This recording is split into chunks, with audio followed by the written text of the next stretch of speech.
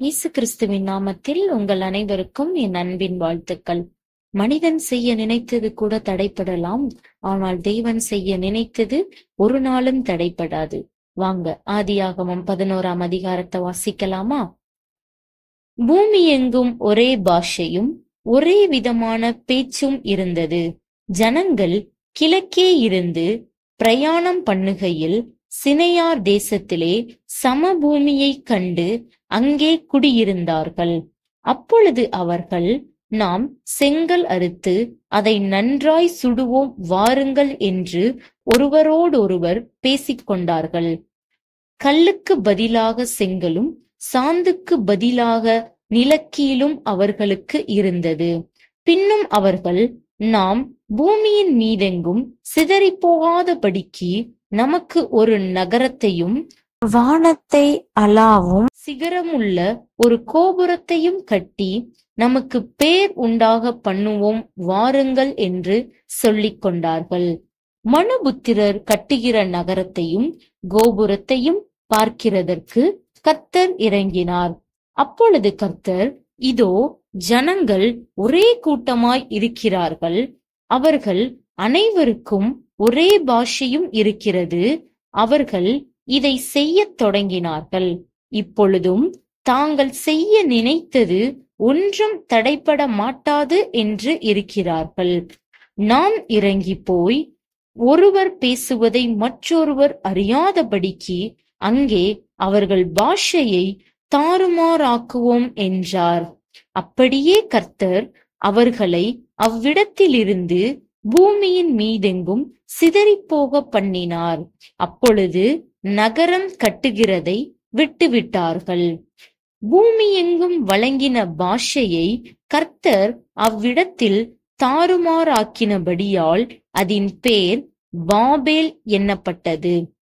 கர்த்தர் அவர்களை அவ்விடத்திலிருந்து பூமியின் மீதெங்கும் சிதறிப்போக பண்ணினார். சேமுடைய வம்ச வரலாறு.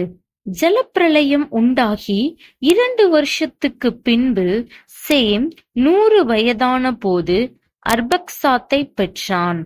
சேம் அர்பக்சாத்தை பெற்ற பின் 500 வருஷம் உயிரோடிருந்து குமாரரையும் குமாரத்திகளையும் பெற்றான். அர்பக்சாத் 35 வயதான போது சாலாவை பெற்றான்.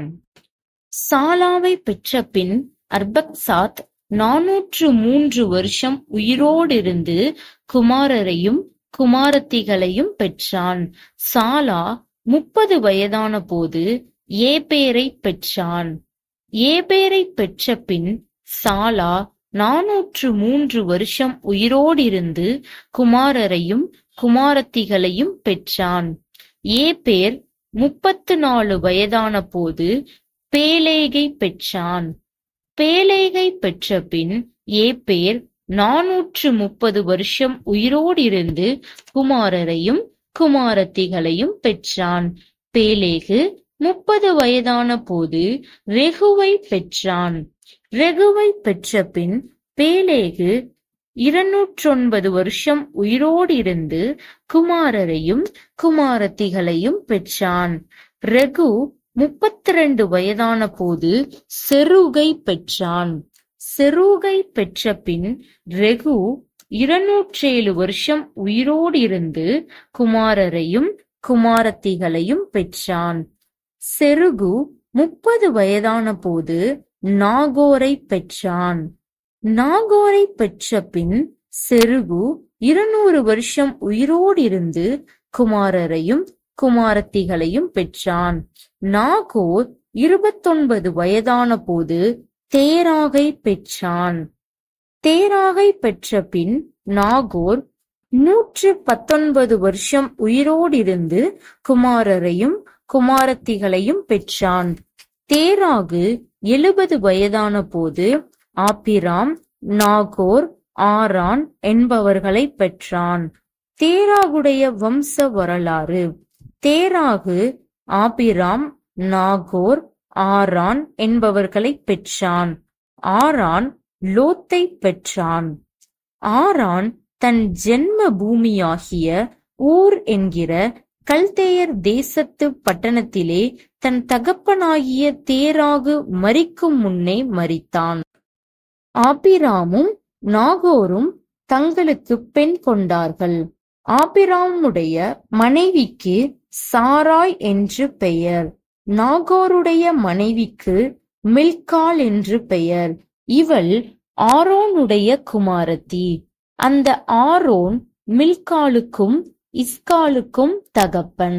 சாராய்க்கு பிள்ளை இல்லை, மலடியாயிருந்தாள்.